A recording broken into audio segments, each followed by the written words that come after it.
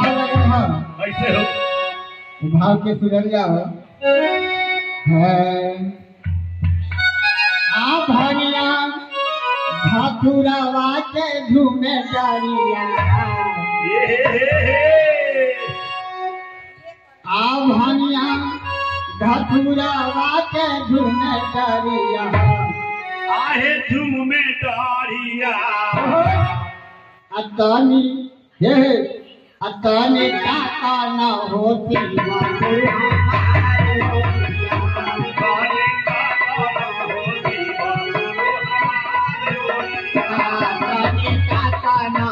गुरु दे हमार होलिया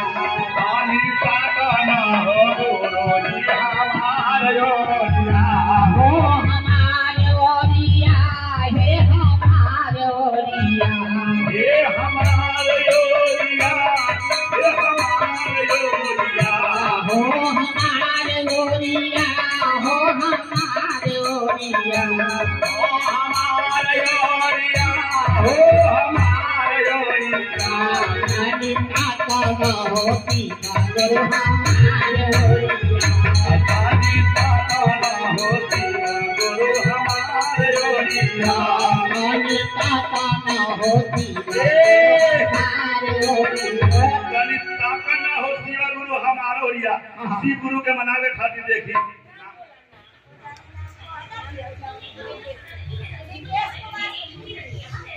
रितेश कुमार जी रितेश कुमार जी के तरफ से 51 रुपया का पुरस्कार है। बाकी पैसा उधार है, कहे के विचार है, तैयो जय जयकार है। चलिए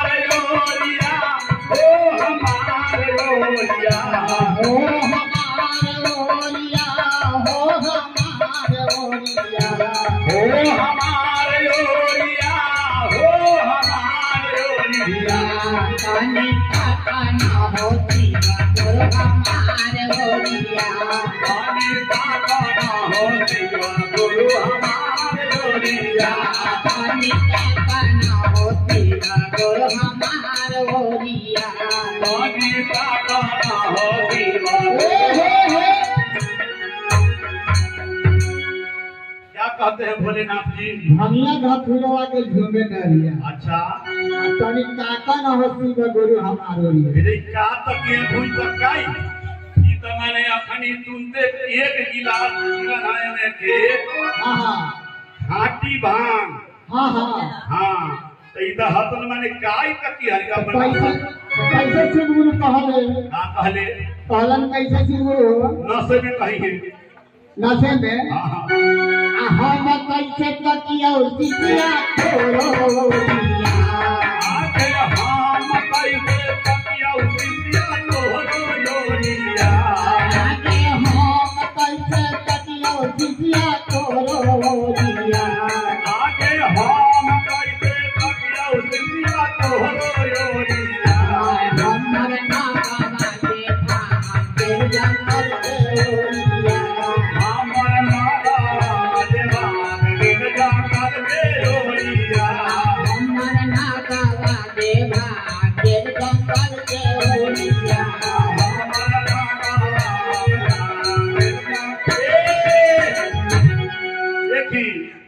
जंगल के ओरी ना गेला नाग नाग के देखली भोलावा झूठ बोले नगला नुकायल है पिट्ठी के ओरिया देखी नाग पिट्ठी कर नुकायल हतान ई त भांग खागा भगवान अपन पते नहन के लागे छै हमर सांप जंगल में गेल के पिट्ठी पर हमरा नुकायल है बतलाई हां भनिया धातुरा वाके झूमे डरिया हे भनिया धातुरी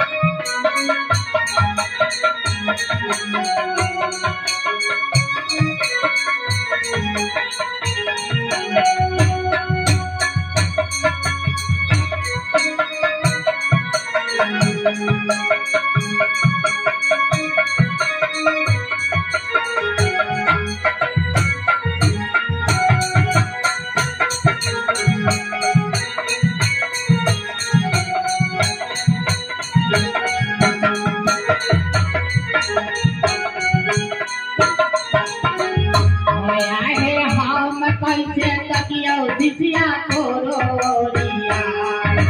हम कैसे तकियो दिसिया तोरोरिया हम कैसे तकियो दिसिया तोरोरिया हम कैसे तकियो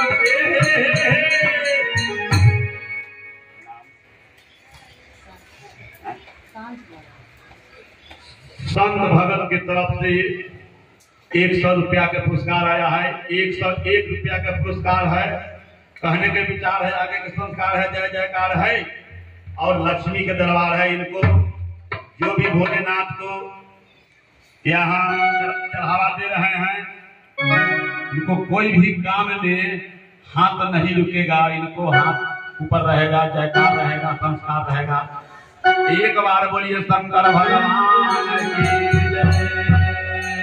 हम कैसे तकियो दिसिया तोरोरिया आगे हम कैसे तकियो दिसिया तोरोरिया आगे हम कैसे तकियो दिसिया तोरोरिया आगे हम कैसे तकियो दिसिया तोरोरिया हमर बच्चा देवा जंगल के ओरिया